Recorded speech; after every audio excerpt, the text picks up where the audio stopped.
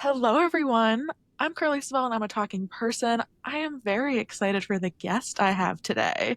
We have been planning this for a while. Today, I have with me a Geometry Dash creator, an actor, an artist, a film buff. Welcome to the podcast, my sibling, Kai Civello. Hello, I'm uh, I'm Kai. I go by it's like they, she, and such. I'm also it's like starting out in it's like competitive Splatoon as well. Oh, that's It's right, like I forgot. that explains the squid hat. Competitive Splatoon. For those who are listening and not watching, Kai is wearing a blue Splatoon squid hat. Slay. Yeah. Mhm.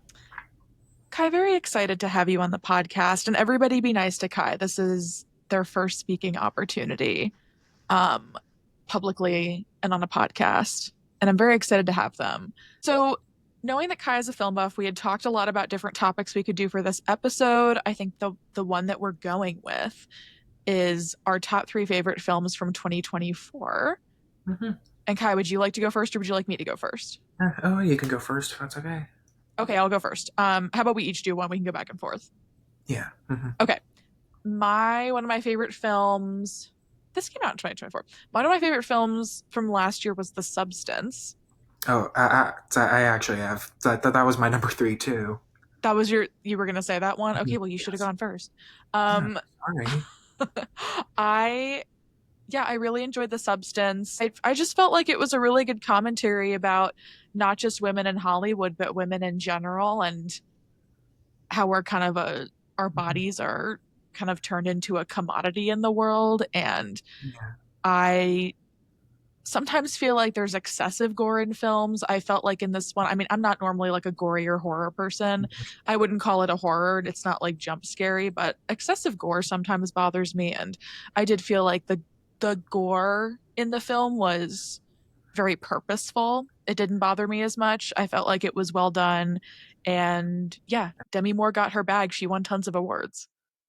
It's like even though I wasn't fully prepared for all that, I was like very much like it's like it was like one of like my first like very it's like bloody types of like films watched and such. Mhm. Like seeing the first time like when like all of like when like it's like when the alternate personality is created was just like really just unnerving. It's like that's like one thing. It's like it uses its like really simple thematics and such to like really amplify it's like all of the it's like incredibly it's like complex like stylistic choices that which really amplify. Yeah. I think one of the stylistic choices I really enjoyed the use of the fisheye lens on Dennis Quaid's character. I Yeah. felt like I just felt like it was such a great artistic choice. It was just beautiful cinematography throughout the whole film, but I particularly liked those scenes that use the fisheye lens because I think it represents our encounters with cis het white Yeah. men, especially older ones who it just like I there was like an ickiness that was portrayed in his Yeah. scenes, especially when he's sucking on the shrimp.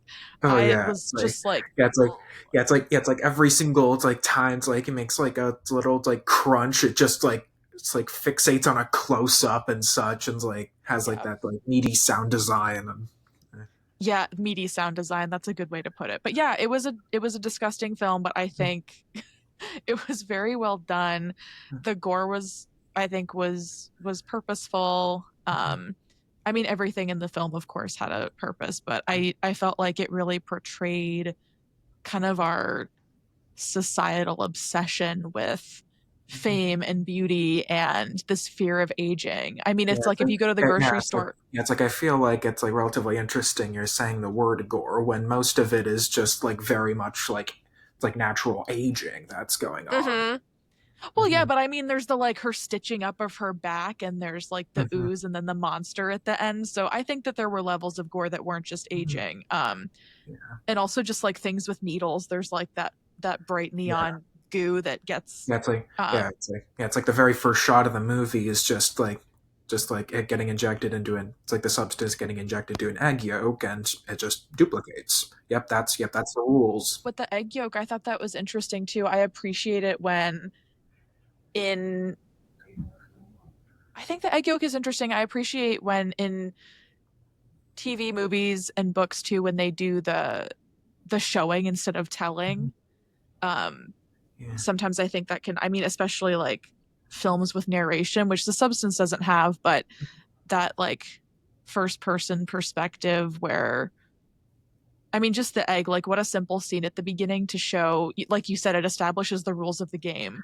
One of the best things about it is that it's like the thing is like you don't really know entirely what it is. It's like when you first Mhm. see it, Yeah. and it's like yeah, it's like it's very much like It's like very much it's like something that's relatively unconscious and just plays in. It's like later on when the duplication actually does happen.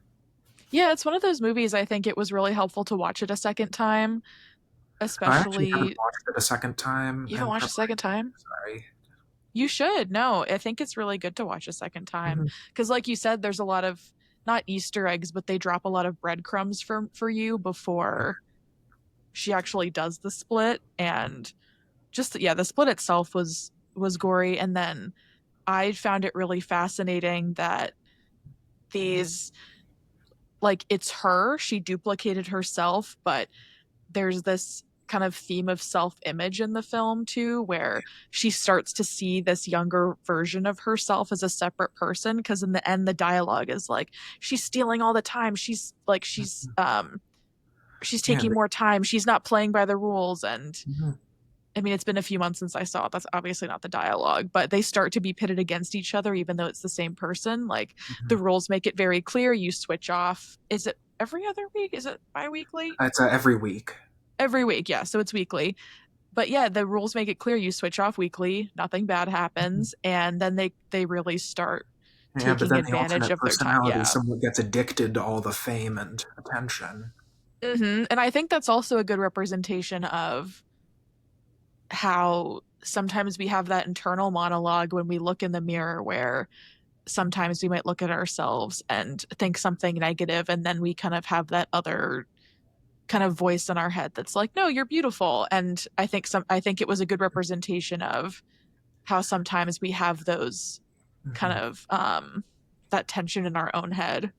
Yeah, it's like especially before it's like taking it's like antidepressants and such like that's like self like inner voice and such was like I don't know, it's like somewhat of a consistent presence and it's like most of my life and all that and Mhm. such. And so it's like really like seeing that like unfold. It definitely made me like emotionally attach a bit more to the film and such. Yeah, it's in Mhm. like and also on that note, I don't think I've really shouted at the screen as much during a movie than the substance before. Mhm.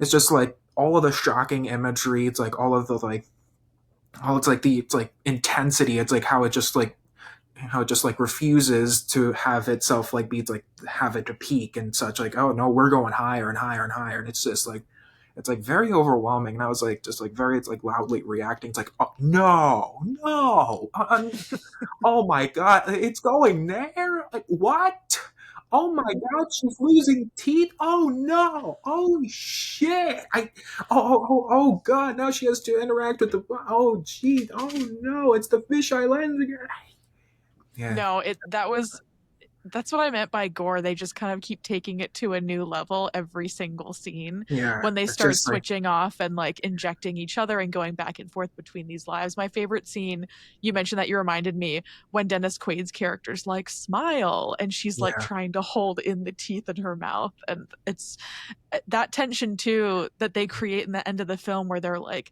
trying to not reveal that she's like growing a fifth boob on her side. it's like yeah, it's like I've heard that it's like very much like took a lot of inspiration from like Cronenberg and such Mhm. but more so it's like I haven't really necessarily it's like fully it's like watched Mhm. Cronenberg, but I have like heard it's like essentially it's like thematic comparisons of the two and such and Mhm.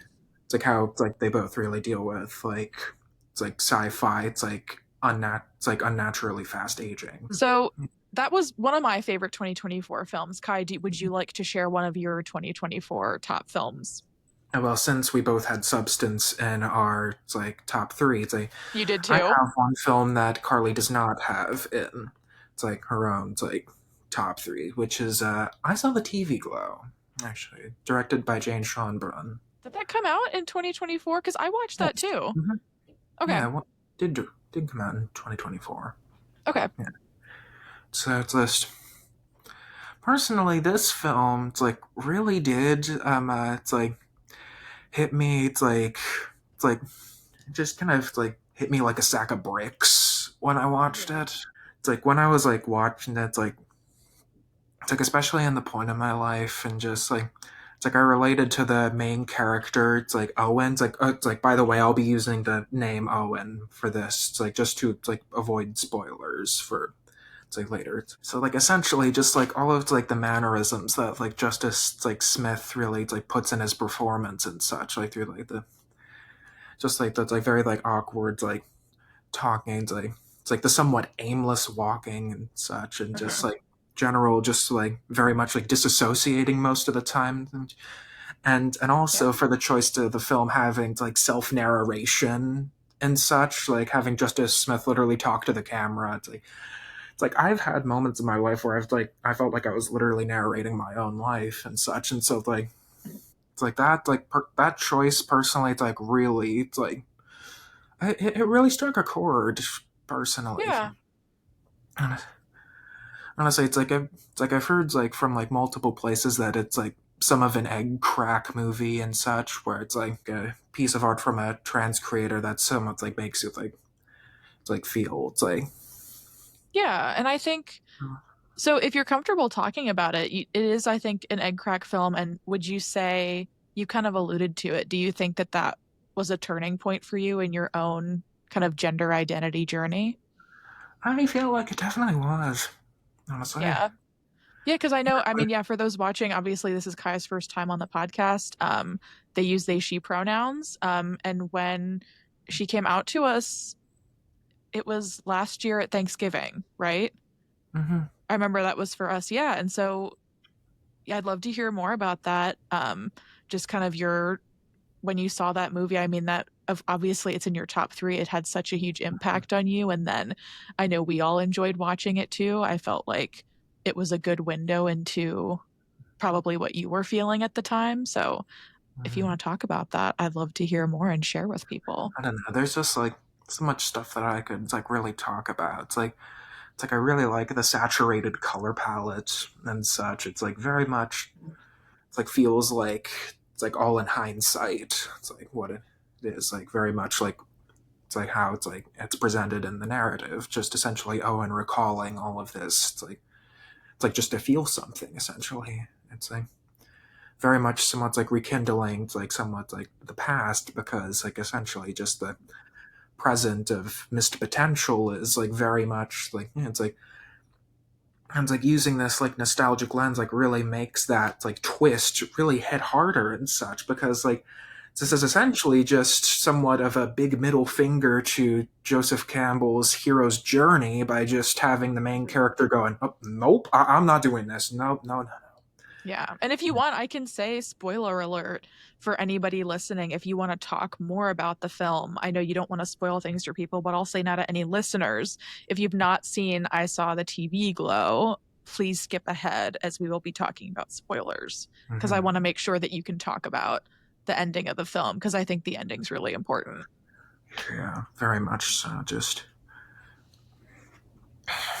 so essentially, Owen's real name is Isabel, and the thing is, they are TV characters from the Pink Opaque trapped in the Midnight Realm, which is essentially a one-to-one copy of the real world. And essentially, yeah, it's like fully designed to beat down the protagonists and so. Mm-hmm. It's a And so, very dark ending when, go ahead. yeah, and so essentially the main twist revolves around it's like Isabel having a choice to stay as Owen or to like go back to the Pink Opaque and such, like which is like a fairly brutal process by just like burying like himself alive. Yeah. I remember I think something that's important to note, I think that a lot of people who watched it who are not trans probably were made very uncomfortable by the ending. I remember seeing a lot of discourse online about people being confused about the ending and kind of the plot in general, kind of calling it a fever dream. And I think that that makes a lot of sense because if that's not your experience, you probably don't relate at all to the film. It's like I feel like even through like some cis lenses, I feel like you can absolutely it's like relate to the themes of it's like disassociation and just like essentially it's like essentially just like lost opportunities in life and such. Like it's like the themes of transness and such I feel are like much more universal than most people make like give them credit for, I'd say. Well, that's true, yeah, and that's a good point. You're right. I think more what I was thinking was I saw a lot of discourse about the last scene in particular when um Isabel is, well, Owen in that scene, but Isabel is screaming, kind of Yeah. trapped in Owen's body in that last scene. And I know a lot of, especially like cis het people online, that scene was like, I'm so confused. That made no sense to me. And I think that that theme of feeling trapped is universal, but I think in that particular scene, that that dysphoria and that feeling of being stuck that trans people feel was lost on any straight audience members. Yeah, I feel like the shock was absolutely intentional in that Mhm. instance. Like, since it's very much like somewhat of a shock to it's like Owen slash Isabel, it's like themselves, because like the thing is like it's like throughout this entire time they've just like really been like somewhat deluding themselves with like thinking that it's, like staying in the Midnight Realm was even the right choice. Yeah. Yeah, And that's true. and then once she like realizes that it's like I feel like even like before like the big scream scene, it's like I feel like it's like I actually it's like feel like it's like moment immediately before and such where it's like Isabel's like watches like her own life. You're talking about Mhm. when she's kind of rewatching Mhm. her life. Yeah, actually, it's like it's actually purposefully different from the stuff that they watched before. Like purposefully making it more childish to somewhat like fit the illusion. It's like the difference is very noticeable. hmm Do you think that this is a question about the art direction of the film and the cinematography?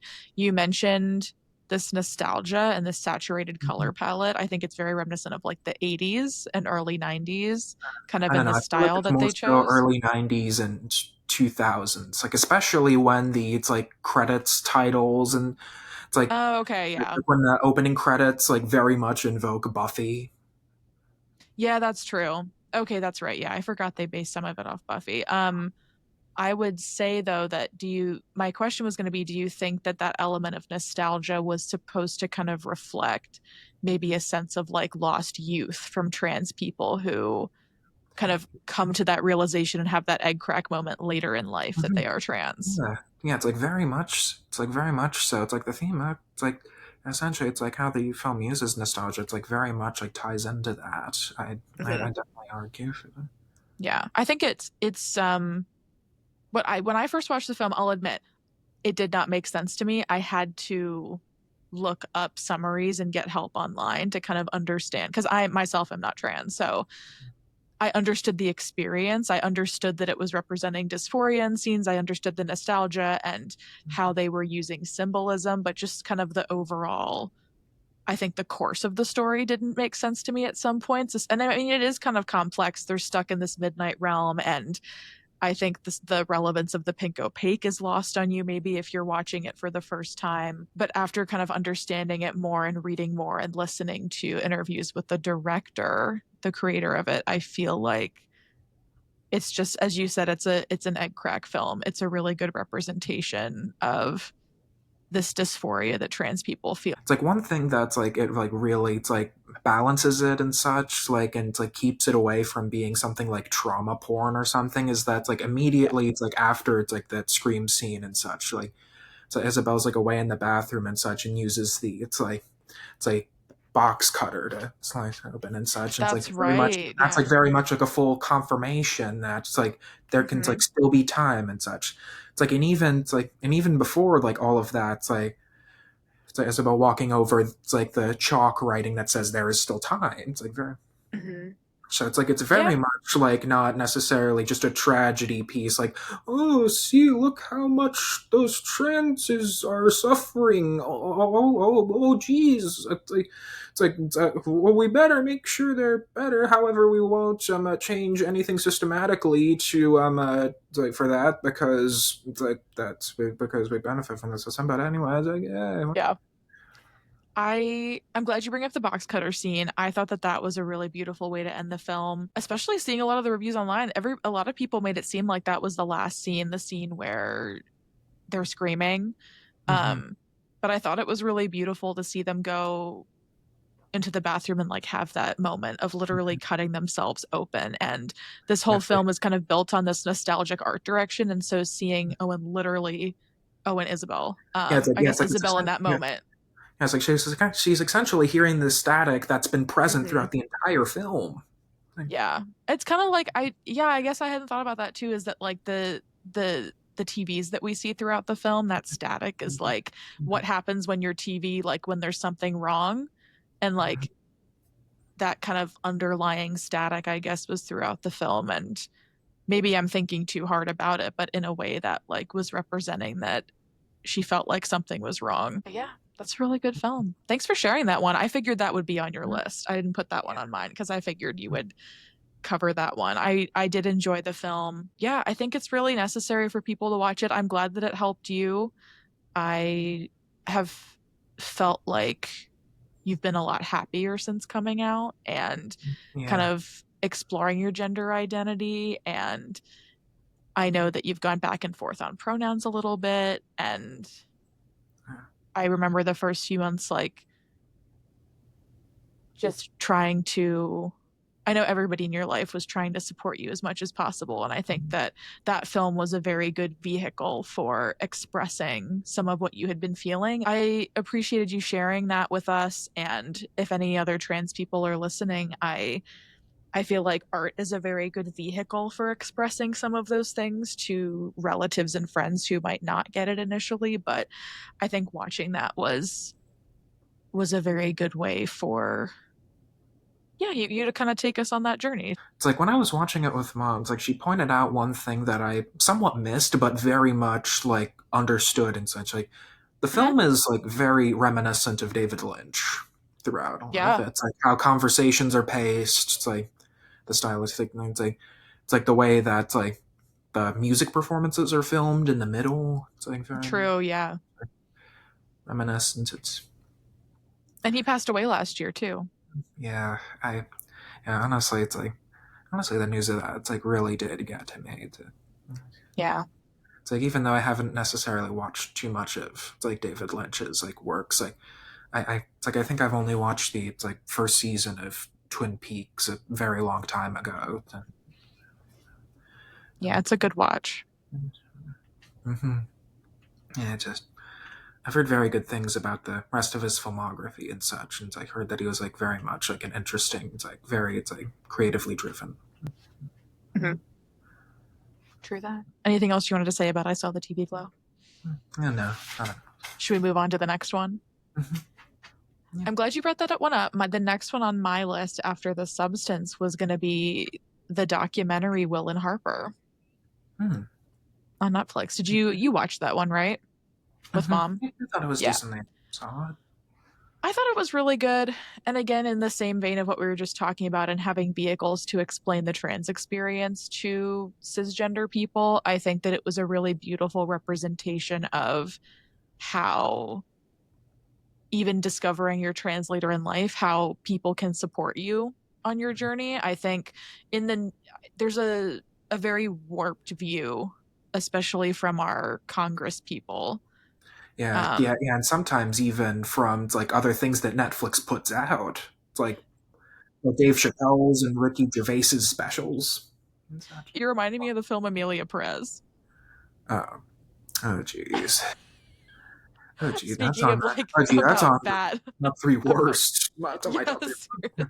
Do you want to talk about Amelia Perez for a second? Should we take a hard turn and do Amelia Perez before we Eh, talk about Will and Harper? yeah, it's like it's like the only circumstance I'll allow for people to it's like the film is essentially it's like if they it's like seen it at a film festival because it's like in that context when they're it's like seeing so many films and such and when one suddenly comes up and starts going hello honesters I would like to talk about sex change operations that would like very much get you up out of your seats like oh what is this that this is very strange oh, it's actually taking wild swings.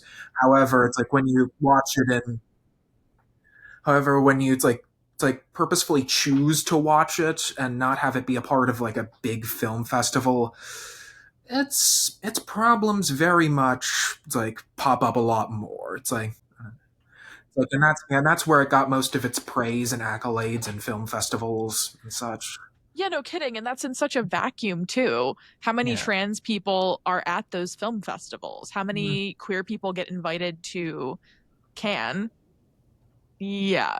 Yeah, not a lot. And so when people are viewing all of these smaller films and then Amelia Perez comes mhm. up, yeah, it's gonna get you engaged. And I just, oh my God, there's so many things wrong with that film. It was very much a career win for Zoe Saldana. It's like as you know, a lot of genre films that don't really get nominated, so I don't know. I'll pass for it. And also she was definitely one of the more passable performances in that film. Uh, Yeah. She's yeah, done a lot of sci-fi actually. yeah, Like Guardians of the Galaxy, she was in yeah. the That's why kind she of new hasn't been generation Star nominated. Trek. Like a lot Yeah. of a lot of genre films that the Academy thinks are poo Yeah. poo stinky. It's like if Yeah. anything, she gives a lot more better performances in the Guardians films and it's like further Marvel movies than she does in. Yeah, her storyline with Thanos, we've taken a hard turn into, into by talking about Amelia Perez and Guardians of the Galaxy. Um, I'm loving where this is going though, because I'll take any opportunity to like hate on Amelia Perez. One of the only good things that this movie spawned is that it's like after it's like hearing about it, it's like there's a group of people from Mexico. It's like led by like multiple it's like trans and queer people who Mhm. went and made their own parody film called Joanne Sacrebleu. Joanne Sacrebleu. Essentially, it's like Mexicans like taking a piss on a whole lot of French stereotypes instead of the French taking it's like essentially Yeah. the piss on a whole lot of Mexican stereotypes. And for those who aren't aware, that's because the director is French and he refused to actually film in Mexico, correct? Yeah, and most of the cast is not native to Mexico. Well, Selena Gomez is third generation Mexican American, but that's a long distance away from. Yeah, and also Amelia Perez, another thing that's on Netflix. Yeah, And what Netflix was exactly. very much trying to push during awards season, and then Gascon's inflammatory tweets leaked, and then Yeah. Not a great look for them. yeah, and then also it's like somewhat stems from a further issue because like the thing is like people like Mel Gibson can say stuff like that and such, and stuff like Hacksaw Ridge can still get nominated for a whole lot of Oscars and all that. Mhm. Yeah. However, when someone with a somewhat marginalized status can do that, it's like essentially their it's like awards campaign just gets assassinated. Yeah. True that. But anyway, I the train of thought went off the tracks for a second. Pulling it back, I wanted to talk about how the representation of trans people in the media is very much centered on what our Congress people like to say is surgery on Yeah. kids. It all comes back to the children, and any argument about quote unquote pro life or trans people, it's always like they're going to gender doctors, they're going to get reassignment surgeries. They don't even use that phrase. They don't even know anything about transitioning or the process. But a lot of our elected officials, specifically conservatives, are pushing this harmful transphobic rhetoric about how we're doing sex change surgeries on children, which is not happening. Yeah, it's not happening. Yeah, puberty blockers are like reported to be very safe and such. And it's like they're very useful on cis children who have premature puberty as well. Yeah, hormone blockers. I mean, and HRT, hormone replacement therapy, is used on cis people of any age. If you Yeah. have deficiencies in hormones, I mean, they will give you testosterone, they will give you estrogen. Plenty of cis people have gender affirming surgeries. I think people hear the phrase gender affirming and it's become this like this scare tactic It's for like our elected buzzword and officials. Yeah, such. it's a buzzword now. And it's like if you have a breast augmentation, that's gender affirming. You do gender affirming things when you're a kid. Like when I was in middle school, I watched YouTube videos about how to put on eyeliner and started playing with makeup. That is gender affirming. That's, I mean, we all do things that affirm our own gender. The only difference is we somehow don't want to allow trans people to affirm their gender in those ways. We want to block them, make their lives more difficult. It's shameful that our legislators are choosing to spew this harmful rhetoric and then take away life-saving care for people, because as much as gender affirming care is a choice for cis people, it's being stripped from trans kids and trans adults who have been on HRT their whole lives. And yeah, it's being turned into a political weapon. It fucking sucks. It's like the erosion of rights have been going on in multiple states for a pretty long time by now. It's more Yeah. so like in the last it's like 10 to 20 years. And I keep digressing. We keep getting off track, but bringing it back to film reviews, I did want to talk about Will and Harper, and my point in bringing up how conservatives use this anti-trans rhetoric right now in the media to kind of make people afraid of doctors giving sex change surgeries to kids, quote unquote. I think documentaries and films that show trans joy, especially with adults, I think are especially important, which is why Will and Harper ended up on my top 3 of 2024 list. I think it was a beautiful film, and I think we just need more examples of trans joy. I think that there's Absolutely. this impulse to want to make films like Amelia Perez where Yeah. we like somehow like vilify transness or make it this spectacle, and it's not this song and dance experience that's in Amelia Perez. Very frequently it is, people like Harper who end up realizing and kind of coming into their own in their transness later in life and having to come out to friends who they've had for decades. And I just think we need to show more representations of trans joy, and specifically for adults. Obviously, we need to combat what conservatives are doing and show trans joy for kids too, but I feel like trans adults who realize they're trans and want hormone replacement therapy, in their 30s, 40s, 50s, 60s, when they're realizing they get completely ignored, and then this care gets stripped from all trans people, and just the Yeah. rhetoric is completely false. It's all misinformation. And Yeah. Will It's and like Harper has made it onto my list because I just feel like it is important to be showing the world this trans joy and how people should be accepting their friends when they come out to them. yeah. Yeah. Well, yeah. When fearmongers go think of the children, it's like the thing is like they're not just aiming it. It's like they're not just like planning to remove it just for it's like minors. They're planning to remove it for everyone. Yep. Yeah, the conservatives love to use that line.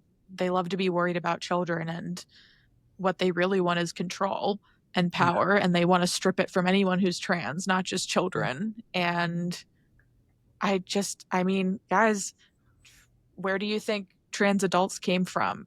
Trans kids exist and we owe them affirming care. And this whole line that like we're changing sexes of children and there's gender doctors who are evil. It's honestly it's fear mongering and it's misinformation, and it's a disgusting excuse to try to maintain power over marginalized communities, specifically the queer and trans community. Yeah. It's like it's very much a reflection of the just system trying to like Yeah.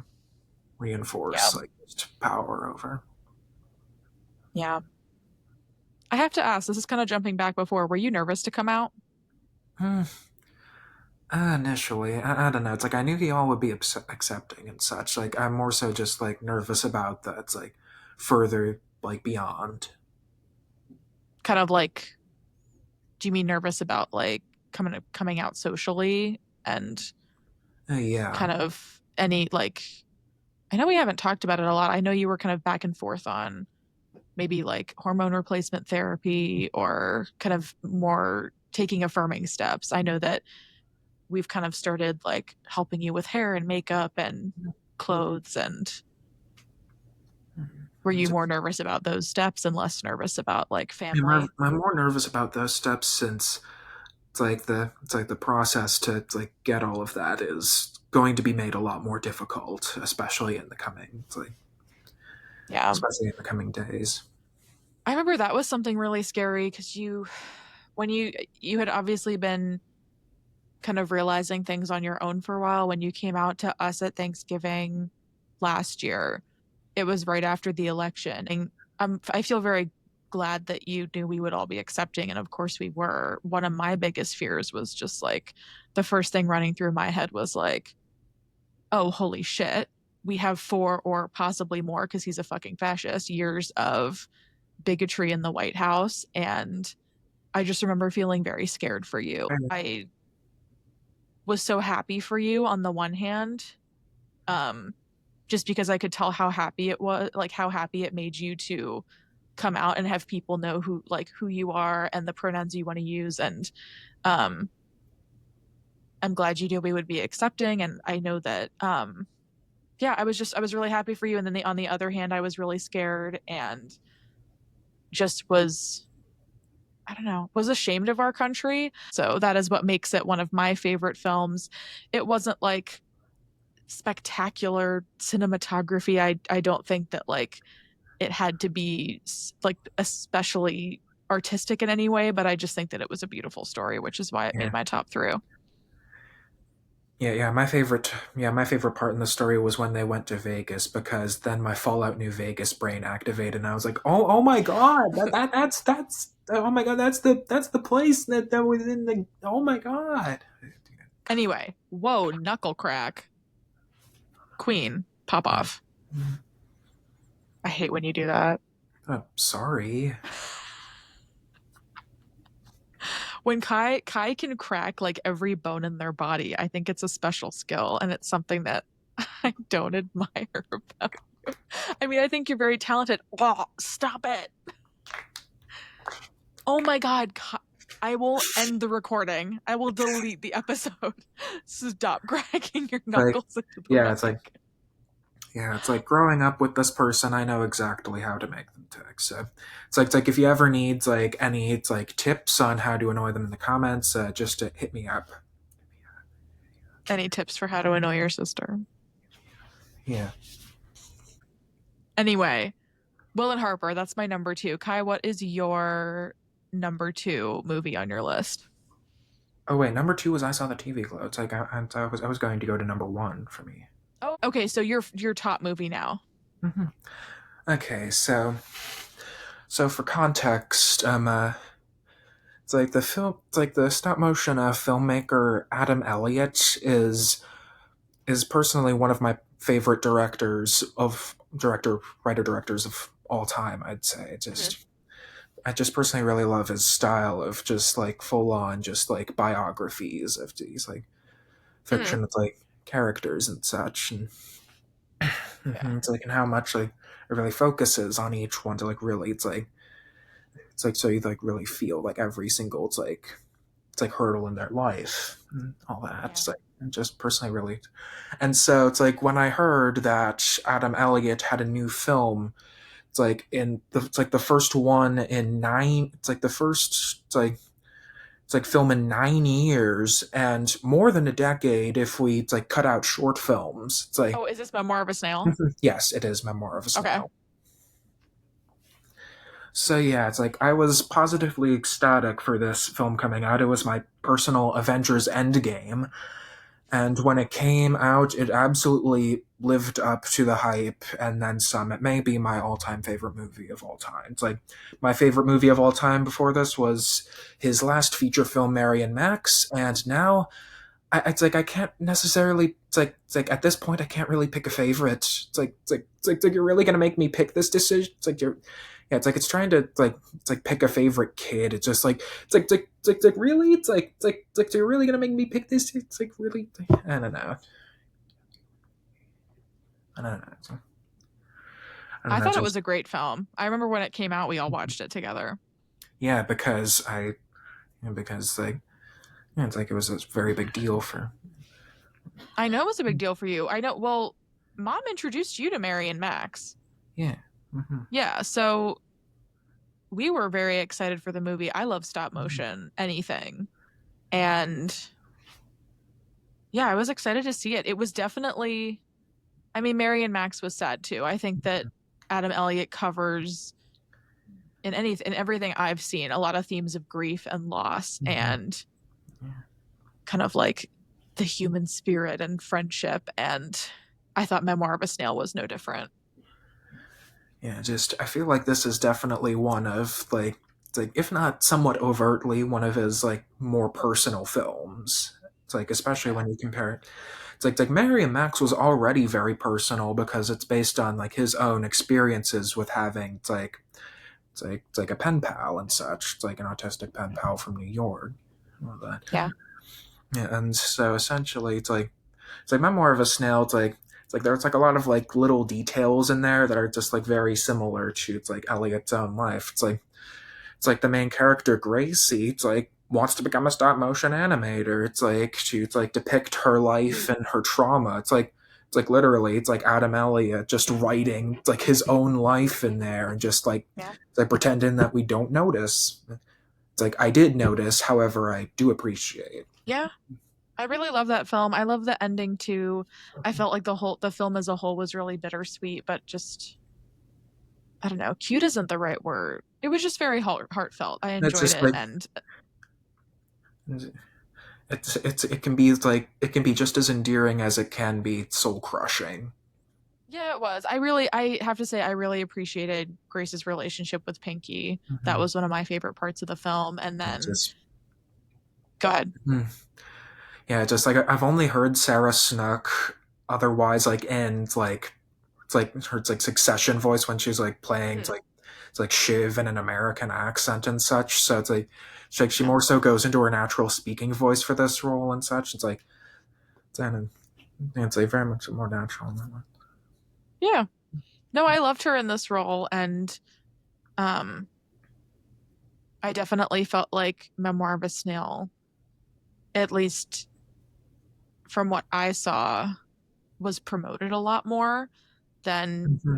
Mary Absolutely. and Max. I felt like more people Yeah. heard about it and I don't know if it was because Sarah Snook was in it or just because it had been so long since Mary and Max, but I felt like, and rightfully so, a lot more people saw this one. Yeah, it's like, the thing was, like, it's like, Mary and Max didn't even get a nomination, it's like, in the Oscars, and at the very least, it's like, Memoir, it's like, did get an. It's like, however, the thing is, Adam Elliott's had an Oscar since Harvey Crumpet in 2003, so, yeah, Yeah, he true. already has one. So. True. It's like, however, at the same time, it's like, even though I haven't watched Flow at the moment, it's like, I can very well guarantee that I won't like it as much as Memoir. I have a lot to say, but just like most of the stuff that I really love about it is it's like stuff that you can find throughout most of Adam Elliott's work. What would you say is your favorite thing about the film? This is just like a general thing for like all Adam Elliott projects, but I just really love the it's like very unique art direction. It's like essentially it's like the whole like character design and such is like very it's like distinctive and unique. It's like you very well it's like you're it's like watching it's like something it's like of like Adam Elliott it's like with those like very distinctive it's like curvy designs. Mhm. Yeah, I agree. I really enjoy the style and I love anything stop motion. So I was really happy to see Adam Elliott did another film. Yeah, just at the very end, like it's like it boasts that it was like all made by humans, like everything was like there. It's like as like a practical effect, and like I feel like it very well. It's like earns that. It's like the sets are incredibly well. It's just a very well crafted like handmade movie. Yeah. So anyway, those are your top three then. So your favorite was Memoir of a Snail, then followed by I Saw the TV Glow, which was a very important movie for you, and then your last favorite was The Substance, which was also mine. So we kind of had the same there. And then mine I did not put in ascending order, but so far Substance, Will and Harper, and then my third and final was Wicked, which I had a lot of mixed feelings about it coming out. I was very much skeptical just because we're both theater kids. I remember when I was really little, mom and dad went to see it on Broadway and I was too young to go, flying monkeys and all. I was only 6, I think. And I remember our parents brought back the soundtrack for it and I remember listening to it, knowing all the songs. And when we finally got to go see it, I think it was your school had like a Yeah. bus that went to see it on Broadway. Yeah. I remember when I got to see it, I cried during the opening number. I was so excited to see it. So when I heard they were doing a movie, I was just very skeptical because I think that the experience of seeing it on stage, I mean, obviously it doesn't always translate well to film. But I was really pleasantly surprised by it. There were some things I didn't like, of course, but I I think that it did a really good job of honoring not only the stage show, but then also um what was I going to say? Oh, The Wizard of Oz. I felt like it honored The Wizard of Oz and the stage show really well, while also letting the actors kind of put their own personal touches on the characters. And yeah, I'm really excited to see For Good, which is coming out. Is that later this year? That's later I this think year. so. Yeah, it is later this year. I am a little upset that they did. It's like a 2 hour long show, 3 maybe max on Broadway, and the fact that they are going to be pumping out in all like over 5 hours of runtime for film, I think is a little ridiculous. Yeah. But I am Yeah, I very do excited find to it see For kind of Good. ridiculous that essentially it's like after all this is done, we're just gonna have it's like theater kids are gonna have to marathon stuff like it's freaking Lord of the Rings. Yeah, for real. No, it is getting dangerously close to Lord of the Rings territory. But I am excited to see For Good this year. Um, I'm hoping that it's just as good, if not better than Mhm. part one. But yeah, I really enjoyed it. I was skeptical about Ariana Grande. I know Cynthia Erivo. She is wonderful. I had heard her first when she collaborated with Leslie Odom Jr. on one of his albums, and I know she's also a Broadway star. So I was very excited to have her. But Ariana Grande, I was skeptical about just because there are just some examples of kind of traditional pop stars or musicians who have switched to theater, and I haven't enjoyed them as much. But I really thought she did a good job, and I I thought she embodied Glinda pretty well. She definitely I still love Kristen Chenoweth more, Yeah, but I think she did a good job. yeah, I feel like it's my stuffy elitism, but I don't know, just it's like stuffy elitism, but it's like definitely it's like somewhat like just kind of nitpicking most of like Ariana's performance throughout most of the Yeah. film. It's like oh come on, support your notes. It's like I don't know. Yeah, she was a little breathier than I prefer in the opening act, Mhm. but I think her and Cynthia together, I think that their voices sound very nice Mhm. together. They're a lovely duo. It just feels very much like character foils in the film. I think that they cast it really Yeah, well. So Kai, I know you have to go soon. Thank you so much for coming on the podcast. We'll make this a short and sweet one for the guests today. I feel very honored you're willing to come on and share one of your greatest passions, film, with us, and also talk a little bit about your own, gender journey, especially with I Saw the TV Glow. But thank you so much for coming on today. thanks. It's like I definitely look forward to potentially coming back soon. Yeah, definitely. We'll have to. I think we just barely scratched the surface of film. We'll definitely have to do another. I feel a Wes Anderson episode with you in the future. I feel doing like a gaming Geometry Dash episode. There's tons of things we could I get don't know. It's into. like I feel like we definitely should do a Wes Anderson one after we've both watched Phoenician's Game. Definitely. Mhm. Okay, podcast listeners, hold us to it. After the Phoenician Scheme, we will watch it and we will do a review and have a Wes Anderson themed episode with Kai Civello. So Kai, thank you so much for coming on. Mhm. To everybody, make sure you like, subscribe if you've been watching and enjoying. Make sure to listen. We are on Spotify, Apple Podcasts, also on YouTube. If you want to watch the video, it's also on Spotify. But yeah, like and subscribe. I am Carly Civello, and I'm a talking person, and I'll see you on the next one. Bye.